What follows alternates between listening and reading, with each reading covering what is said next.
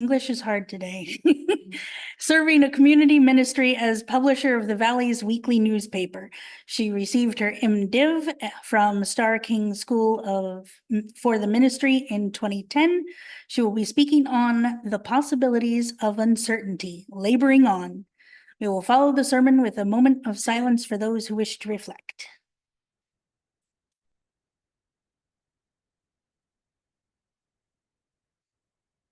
So I don't know if you're like me, but I am racked with the specter and the experience of uncertainty. As a publisher of a weekly community newspaper, there is uncertainty in the industry. Nobody knows how newspapers are going to continue to publish in a climate where most of the percent of money spent on advertising is going to Facebook and Spotify and YouTube and other online big corporate entities.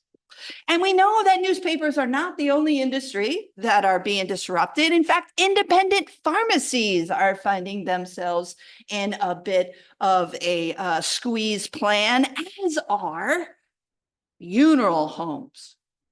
So there's a lot of disruption in the industry.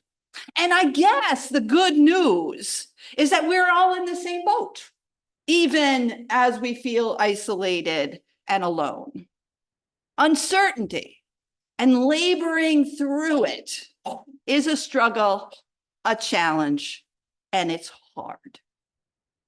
I'm going to be using the work of Christine Carter. She's an author, speaker, sociologist, and a senior fellow at the University of California's Berkeley's Greater Good Science Center.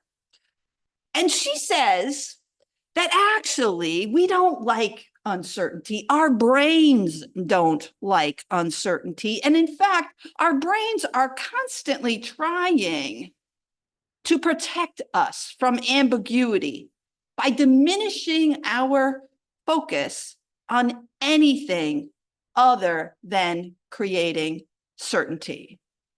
In short, we are hardwired to want to know what's going to happen in the future.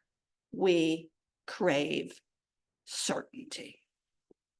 But sometimes, maybe always, it's more effective for us not to attempt to create certainty. Though evolution might have rigged our brains to resist uncertainty, we can never really know what the future will bring. And during unpredictable, unfolding situations like pandemics or war, the realities of climate change, forever chemicals that now we know have been spread on our agricultural fields through sledding, putting sewage and industrial waste on them, or the spiraling political season, we need to learn how to deal with ambiguity. Uncertainty is the only certainty there is, wrote mathematician John Allen Palos. Knowing how to live with insecurity is the only insecurity. So I'm going to give you 7 strategies of how to deal with uncertainty by Christine Carter. Now, Christine Carter she's got some very, very lovely TED Talks. And basically, she's very honest, and she's very forthright in telling her audience that she's really not actually good at sticking to strategies. And I'll be very upfront, I'm not very good at sticking at strategies either. I do something for about 5 days, it's going really good, and then I just stop. I mean, I can't figure it out, but I just stop doing it. It's crazy. I mean, it's not crazy, it's odd, if nothing else. It's very uncertain. But anyway, there's no doubt that we are living in uncertain times. So the first strategy that Christine puts out is don't resist it. Now, our boy in the story, he didn't resist anything that was going on. He was rather just present to it, right? Okay, they took my money. What do? I go outside. So if we resist whatever the current reality is, then it doesn't give us the opportunity to grow or to learn. So instead, we need to practice acceptance. And acceptance is about meeting life or our situation wherever it is. And while our folktale, The Ship with the Three Decks, I think that's a great title for that long story, is decidedly fiction. It does give us a glimpse of the uncertainties of life. And there is nothing in that boy's life, in that king's life, and actually in the life of all the characters that is certain. So everything happens in relation to the other circumstances around them. And the only choice is acceptance in that for whatever is presenting itself to us. So practicing acceptance in the face of difficulty is hard, but it's also the most effective way to move forward. The second strategy is to invest in yourself. What that means is you need to take care of yourself. You need to practice self-care because we really don't do well if we don't take care of ourselves. So the second thing is we cannot defer the maintenance of taking care of our bodies, of our spirits, and of our minds. We don't do well when we don't eat right. We don't do well when we don't sleep. We don't do well if we don't stop and have a little tiny bit of fun. Fun and joy isn't really one of my specialties. I've spent 45 years worrying and being intimately connected to a newspaper that has never made money and has always been like amazingly difficult. But it was very interesting. We had a pool party for my birthday last month. First, we had the wrong day. We thought it was going to be actually on my birthday, which was August 3rd. It was not Saturday, August 3rd, but really it was Sunday. So we advertised it for Saturday, but it was really Sunday. Then we had to change. And in the end, there weren't all that many people who came because plus it rained in the morning, but then got nice. At any rate, but we decided, we really actually were uncertain what would happen, but we decided that whatever happened, we would be sitting by a pool. I would be sitting by a pool. So at any rate, it was very interesting. One of my saleswomen have two children that are just two daughters that are just lovely, 9 and 11. And when they arrived, they were like, "Come on, we're playing in the pool, Laurie." And so for 45 minutes, we practiced every kind of dive or jump that you could do going into the pool. Pencil dive, cannonball, like dive this way. It was wonderful. It was the opportunity to play. I didn't walk around and say, "Thank you for coming" to everybody. I was just playing with these girls. And I think probably everybody was having a fairly good time just watching us just like jump into the pool. So so what I'm saying here, find some joy, find some fun, find some play. And that is not selfish. That's called self-care. The other thing you need to do along that same line is make sure that what you're choosing is a healthy choice for you. If you're like me, it's like, I'll have that second glass of wine. That's okay. I'm like kind of stressed, or I'll just play this video game because I don't want to think about this. But it's much better to think about what your choices are. Are your choices to take a walk, to call a friend? So the third strategy for dealing with uncertainty is find healthy ways to comfort yourself. And all of those things might be very small, but all together, they enable us to be our best self. The fourth one is a really important one. Do not believe what your mind is telling you. It is absolutely telling you the worst case scenario.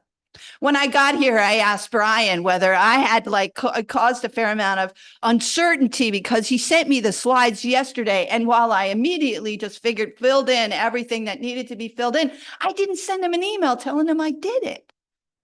So I have no idea whether he, kind of in his mind, really wondered. And when I walked in, I was like, you did see that the slides were done, right? And he said, I didn't lose any sleep over it. But he did let me know that they really like the slides before Saturday. So I'm going to do my best. But so don't believe everything that you think. And I don't know what he thought, but I would have, I often think, oh, I left my phone at the office, or, oh, I misplaced that piece of paper. And I didn't. It's just what my mind is telling me. And one of the suggestions in that situation is to really just ask yourself, what's the best possible thing that could actually happen? And I have, because I'm a fairly stressed person, I have in the moment developed a bit of a habit to just stop. Just stop whatever my mind's doing and kind of go, what do I need to do right this instant? And it might be that I actually need to do my 10-minute chair yoga, which I hadn't done, or that I need to drink some water. Or maybe I just need to take a breath and figure out what I have to do. Which brings us to number 5, which is pay attention. Pay attention to what your body is telling you. Pay attention to your thoughts. Notice what you're feeling. Bring curiosity and acceptance to whatever you are facing. And here's an important one for me.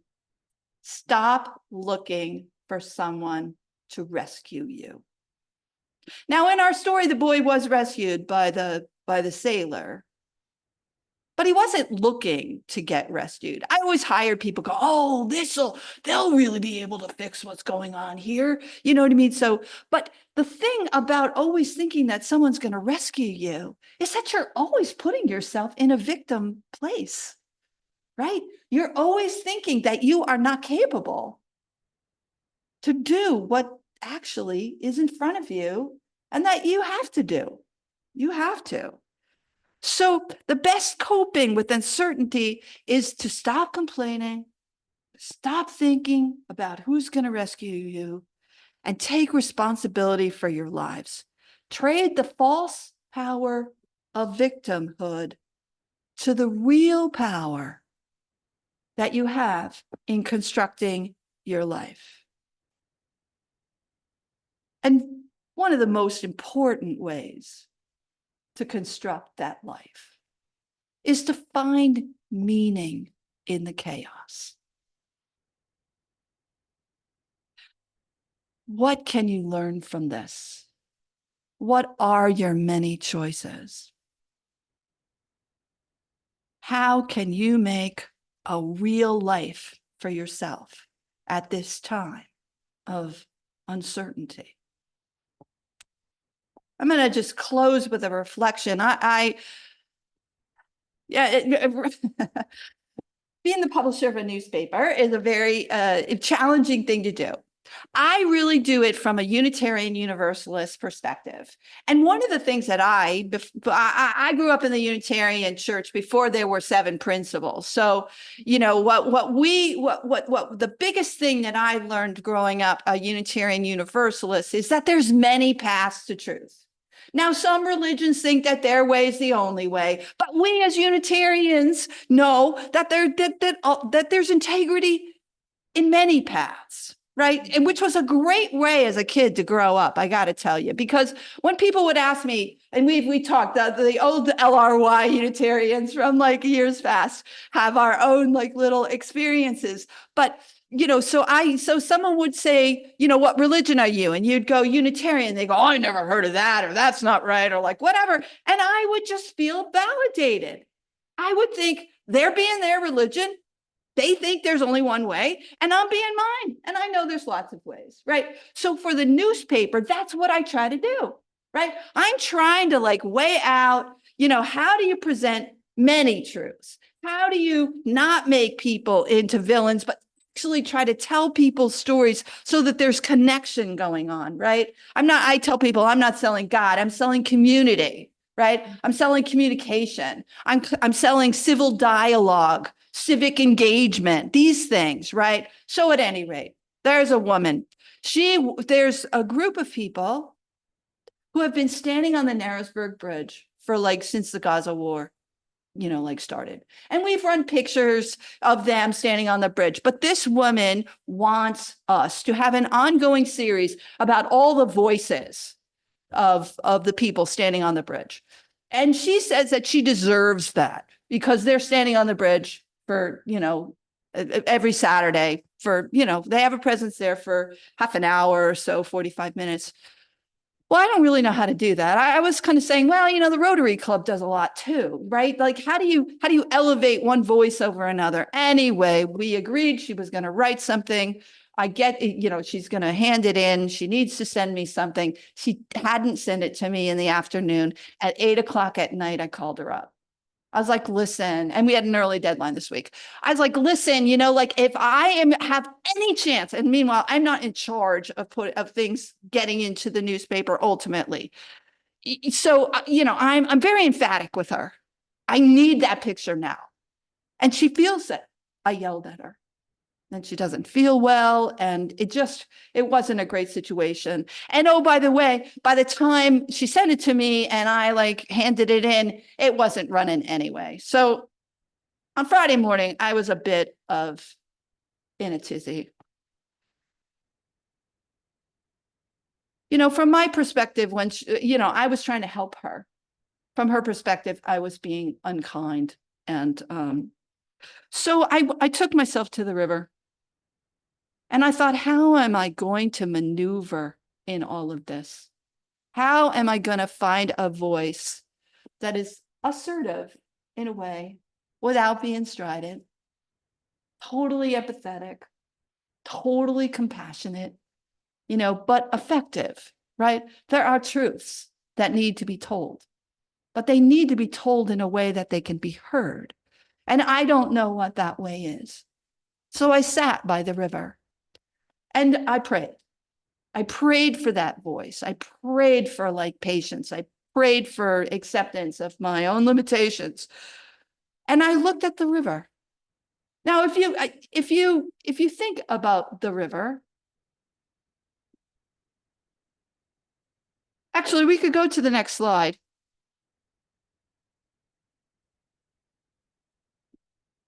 If you think about the river's got a lot of stuff going on. I was especially taken by the backwater, the foam that kind of comes, right? And even if a big like gush of water comes, it kind of washes away that foam, but that foam makes itself, right? So I thought, well, it's kind of like this foam kind of stands up to the river in a way. You know what I mean? It kind of just keeps on going. So you've got that. You've got the water that kind of rushes over like in a whole big swoop. And it looks like it's all connected, but it's all individual drops of water.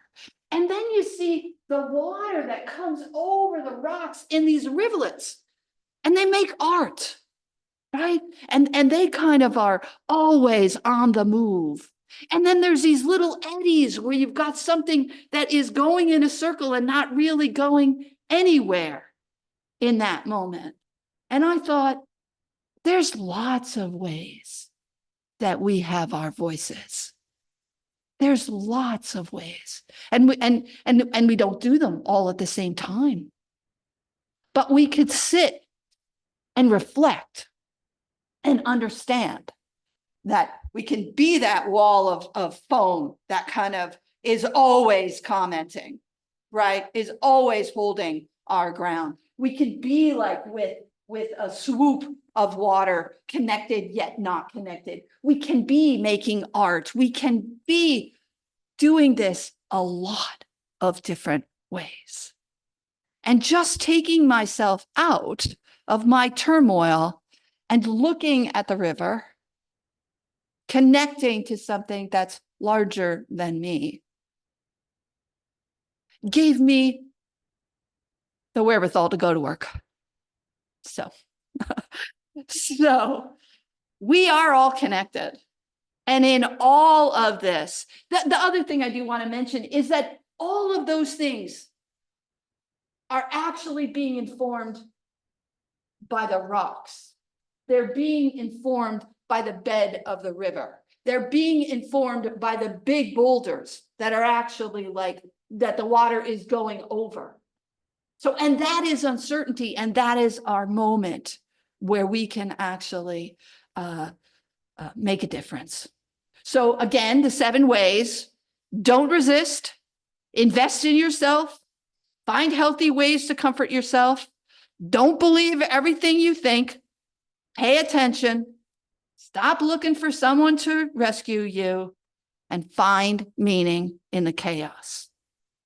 In this time of uncertainty, a time that we absolutely need to labor on to be our best selves, where the stakes are high, let us remember that we are not alone, that our lives matter, that we are agents of love and justice, and that we must find ways to nurture ourselves and all that is around us. Uncertainty is the only thing that we can be certain of. Let us use that truth and knowledge to be the extension of love and life. And we will circle back to where we started and end with the words of Langston Hughes. I look at my own body with eyes no longer blind, and I see that my own hands can make the world that's in my mind. Then let us hurry, comrades, the road to find. May it be so.